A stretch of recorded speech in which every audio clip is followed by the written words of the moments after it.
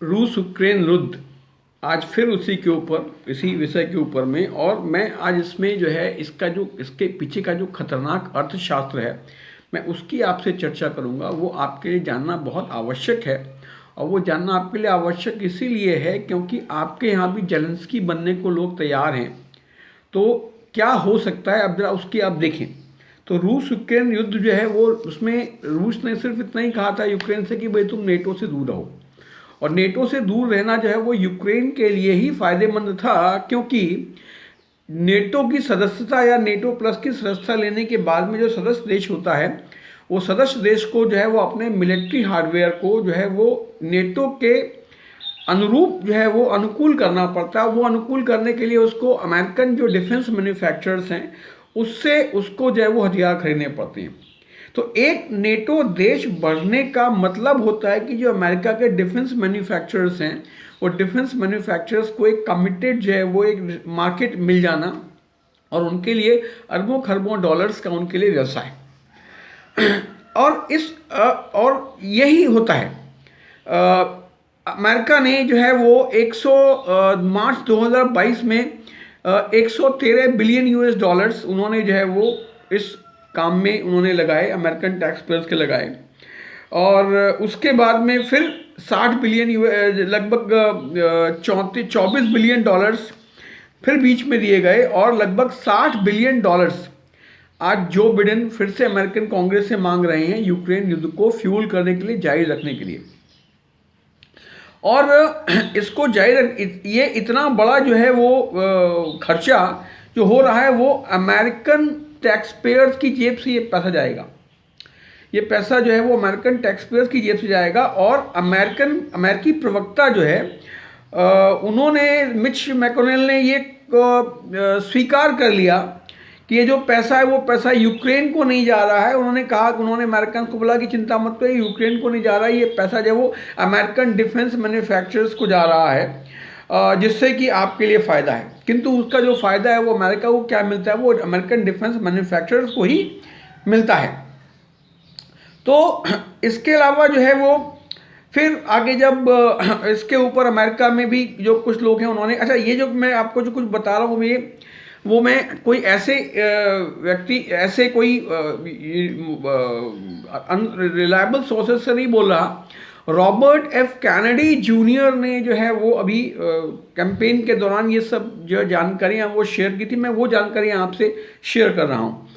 तो जो Tim Scott ने अभी फिर उसके बाद कहा कि लोगों ने कहा भाई ये पैसा तो लोगों का नहीं, टिम स्कॉट ने कहा कि नहीं, ये जो यूक्रेन को जा रहा है वो यूक्रेन को ये लोन के रूप में जा रहा है। अब ये लोन के रूप में जा रहा है तो फिर इसका जो है वो क्या होगा, तो ये पैसा क्या, इससे क्या कुछ जो है वो फ़ायदा होगा अमेरिकन टैक्स पेयर्स को। तो उन्होंने कहा कि अब जो खर्चा होगा इसके बाद में, ये जो नष्ट हो चुका है वो नष्ट करने के लिए, रीबिल्ड करने के लिए जो है वो यूक्रेन को इससे भी ज़्यादा पैसे की ज़रूरत पड़ेगी। अभी इससे भी ज़्यादा पैसे की ज़रूरत पड़ेगी। वो अमेरिकन को जो लोन जो ये जा रहा है, वो लोन्स की जो कंडीशंस हैं, उन कंडीशंस में क्या होता है, उन कंडीशंस में एक ही होता है कि सरकार जो है अपने खर्चों में कटौती करेगी। और खर्चों में कटौती सरकार किस खर्चे में कटौती करेगी, तो वो जन कल्याण के खर्चे में कटौती करेगी। लिहाजा जो लोगों को गरीबी की रेखा से बाहर निकालने, लोगों को स्वच्छ अच्छा भोजन देना, अच्छी स्वास्थ्य सुविधाएं देना सरकार की जो दायित्व होता है, उस दायित्व से वो सरकार मुड़ेगी। तो लोग जो है वो हमेशा गरीब जो है वो, जो आज जो लोग यूक्रेन के लोगों ने जो इतने दिन जो उन्होंने मजा किया, वो गरीब होने वाले हैं। उसके साथ साथ जो है वो क्या होगा, उसके साथ साथ जो सरकारी संपत्तियां हैं वो सारी की सारी सरकारी संपत्तियां जो है वो बेच दी जाएंगी। वो किसको बेची जाएंगी, वो जो है वो अमेरिकन मल्टीनेशनल्स को बेची जाएंगी। और 30%, यानी कि जो अभी इतना जो कुछ हुआ, जो युद्ध हुआ, जो इतने पैसे गए, उसके एवज में 30% संपत्तियां यूक्रेन की ऑलरेडी मल्टीनेशनल्स को बेची जा चुकी हैं। वो मल्टीनेशनल्स कौन हैं, कारगिल है, ड्यूपॉन्ट है, और ये सब कंपनियों को बेचा जा चुका है। हथियार हैं, वो हथियार जो है वो नॉर्दर्न बोइंग है, जो हथियारों के ऊपर जो अभी जो खर्चा हुआ, वो जो पैसा Boeing, Raytheon, General Dynamics, Lockheed Martin, Northrop Grumman, इन सबको गया। अब ये जो ज़मीन इसके बाद जो बेची गई, अभी रीबिल्ड करने का कॉन्ट्रैक्ट भी दे दिया। अब वो कॉन्ट्रैक्ट भी जो है, अब ये जो जितनी भी सब कंपनियां हैं जो है, वो कंपनियों का जो मेन है वो इल्यूमिनाटी है। इल्यूमिनाटी क्या, इल्यूमिनाटी अगेन डीप स्टेट का एक जो है वो अंग है, उसमें अमेरिकन गवर्नमेंट का वहाँ पर कोई रोल नहीं है। और 30% जो है वो खेतिहर जमीन यूक्रेन की बिक चुकी है। अच्छा, यूक्रेन की जो खेतिहर जमीन है वो थोड़ी उर्वरा भी है।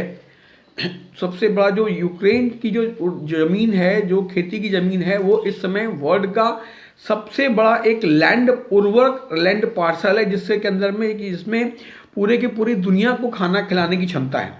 और ये जो ज़मीन बिकी है 30%, वो ज़मीन किसने खरीदी है? तो वो ज़मीन खरीदी है अमेरिकन कंपनी, जैसे मैंने बताया कि जो है वो ड्यूपॉन्ट है, मोनसेंटो है, बायर है, इन सब ने खरीदी है। और इन सब का भी फिर मालिक कौन है?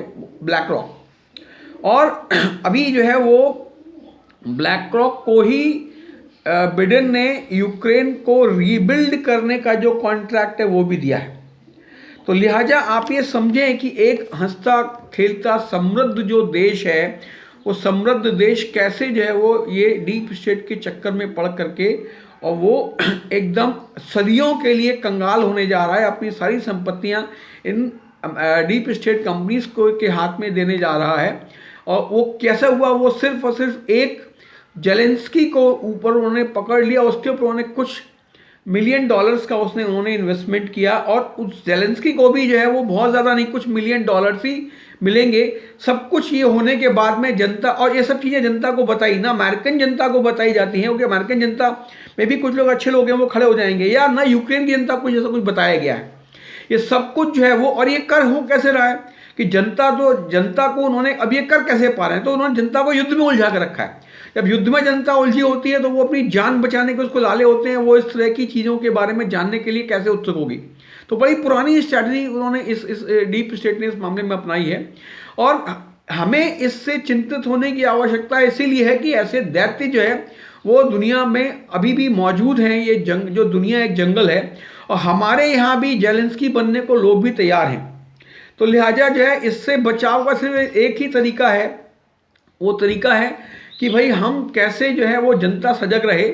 और आप इस पूरी चीज घटनाक्रम से आप समझ सकते हैं कि नरेंद्र मोदी आपको किन चीज़ों से बचा रहे हैं।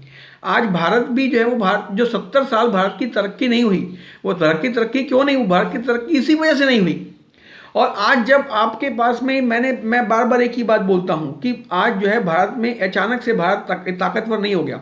भारत पहले से ताकतवर था, भारत की फौज, भारत के वैज्ञानिक ताकतवर थे, हमेशा से थे। किंतु जो रोड़ा था वो रोड़ा था बेसिकली जो है हमारा नेतृत्व था। उन जो है हमारे प्रधानमंत्री कार्यालय पर हमेशा, लगभग सभी प्रधानमंत्रियों कार्यालय में विदेशी कंपनियों के प्रभाव में थे। और पिछले 10 सालों में भारत का प्रधानमंत्री कार्यालय विदेशी कंपनियों के प्रभाव से जो है वो, विदेशी एजेंसीज के प्रभाव से मुक्त है। और इस बात को स्वयं विश्व के लोग भी स्वीकार कर चुके हैं। लोगों ने ऐसा जो है वो लोग, विश्व के लोगों ने, वॉशिंगटन पोस्ट ने कहा है, और उन्होंने ये कहा कि अमेरिका को, जहाँ के उसने अलग सेंस में कहा, उसने कहा कि अमेरिका को इसके ऊपर कंट्रोल करना चाहिए, मोदी पर कंट्रोल करना चाहिए, डीप स्टेट को इन्वेस्टमेंट करनी चाहिए। और उसी को लेकर के सारे लोग, वो लोग जो है वो, चाहे वो जॉर्ज सोरोस, चाहे वो जो डीप स्टेट का जो खेमा है वो इसके ऊपर लगा हुआ है, किंतु इसको बचने के लिए वो सब लोग लगे हुए हैं। और अभी हमने इलेक्शंस में देखा कितना बड़ा झूठ चलाया गया, किंतु ईश्वर की कृपा से फिर भी ये सरकार जो बच गई। तो हम लोगों को जो है वो, जितने भी चिंतावान नागरिक हैं जो देश के लिए समर्पित हैं, उन सबको इस चीज़ से जो है वो, ये लोगों को ज़्यादा से ज़्यादा लोगों को तो बताना, चर्चा करनी चाहिए, ताकि हम जो है वो, हम इस चक्कर में ना फंस के अपनी और अपनी आने वाली पीढ़ियों का समय बर्बाद कर सके। इसी प्रार्थना के साथ, जय श्री राम।